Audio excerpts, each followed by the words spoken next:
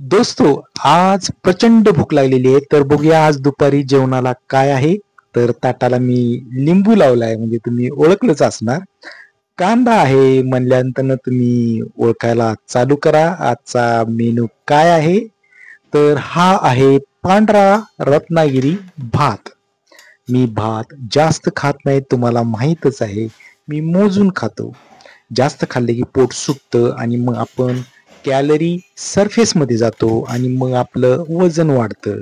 मग आपण बारीक दिसतो, खरं आपलं पोट आणि ढेरी अशी सुटत जाते आणि आपण मग बेढप दिसतो.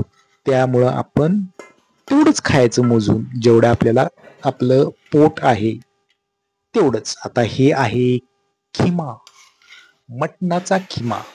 काल मटणाचा खिमा केला होता, त्यातला शिल्लक राहिला होता आणि हा आहे शिळा खिमा.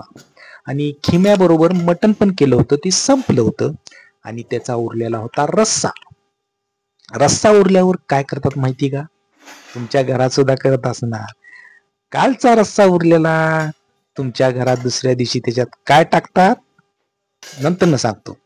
तर ही आहे गव्हाची लुसलुशीत गरमागरम चपाती. चपाती आणि नंतर काय आहे, तर त्या रश्श्यामध्ये काय टाकलेलं असतं अजून सांगणार नाही. तुम्हीच ओळखा आणि तुम्ही मला कमेंटमध्ये सांगा की शिळ्या रश्श्यामध्ये काय काय टाकतात.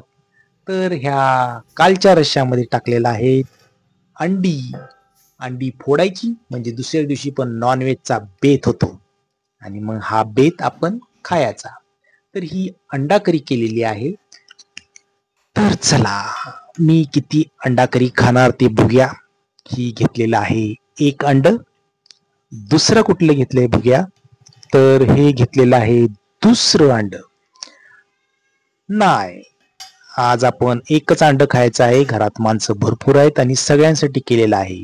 तर ही आहे आपली रेसिपी, अंडा करी, मटन खिमा, गरमागरम लुसलुशीत चपाती, भात आणि लिंबू आणि कांदा.